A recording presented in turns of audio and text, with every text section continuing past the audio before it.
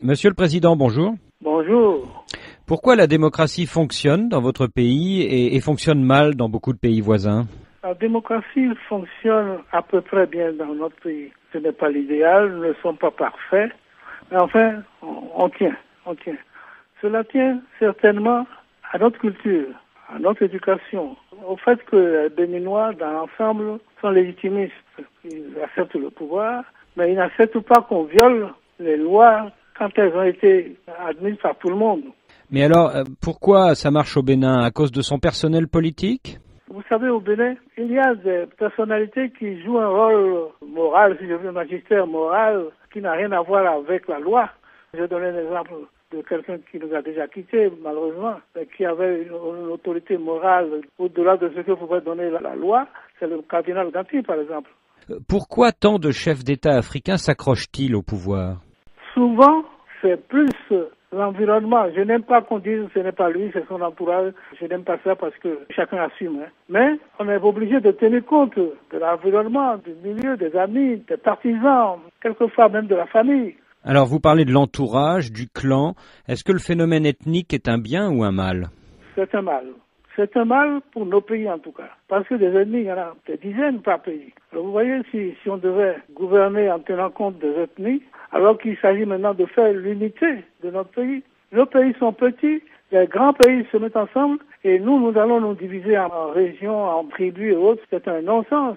Nous pouvons tirer de notre tribu, de notre culture, une certaine façon d'être, d'agir, de penser, de réagir. Ça, c'est normal et c'est humain. Mais que le tribalisme soit la règle de gouvernement, ça, c'est absolument inacceptable de mon point de vue. C'est un mal. Aujourd'hui, un certain nombre de chefs d'État suppriment la limitation des mandats. Vous êtes pour ou vous êtes contre la limitation des mandats?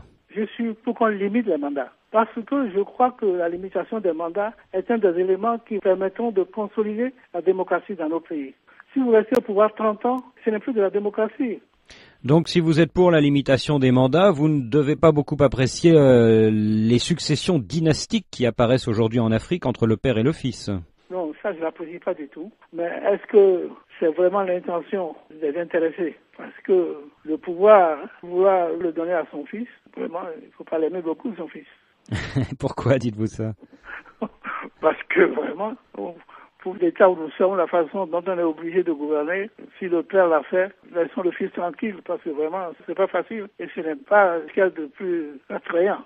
Docteur Zinsou, vous qui avez toujours été très attaché à la démocratie, est-ce que vous ne regrettez pas d'avoir été associé à cette tentative de coup d'État des mercenaires de Bob Denard en 70? Oui, vous avez raison. J'ai été associé, je connaissais les préparatifs, Oui. Ça je le dis pas. Aujourd'hui, après tant d'années, on peut peut-être le regretter. Mais il faut se remettre dans l'ambiance de l'époque. C'est que nous vivions un régime de tortionnaire, un goulag à la nègre, c'est-à-dire un surgoulag.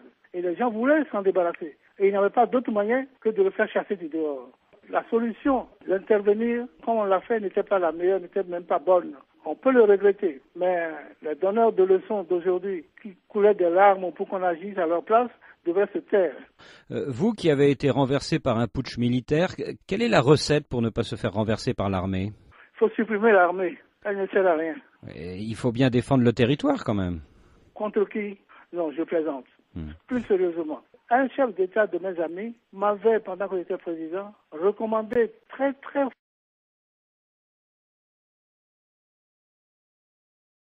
de mon avenir de chef d'État et souhaitant que je demeure au pouvoir longtemps pour pouvoir accomplir une œuvre qu'il souhaitait bonne, m'avait dit, veille à ce que ton armée soit majoritairement de ta race, de ta tribu, de chez toi.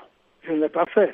Avait-il raison? Peut-être. Je n'en suis pas sûr. Mais aujourd'hui, il y a eu des coups d'État trop nombreux et avec la complaisance aussi de ceux qui devraient veiller à ce qu'il n'y en ait pas. Et là-dessus, M. Babouvier, la France, qui a accepté, cautionné, pardonné dans des circonstances, elle n'aurait pas dû. Alors, malgré tout cela, je crois que maintenant, ça en est fini les coups d'État. Vous me parlerez de la Mauritanie, ça c'est autre chose. Les coups d'État aujourd'hui, si celui qui l'accomplit sait qu'il n'aura aucun soutien, aucun concours, il sera condamné, mis au banc de la société, il hésitera 10 fois à le faire. Donc, les chefs d'État d'aujourd'hui ont beaucoup plus de chances de ne pas avoir de coups d'État contre eux que ceux d'hier. parce que la société a évolué et que c'est moins facile maintenant de prendre des armes et de renverser le chef d'État. Monsieur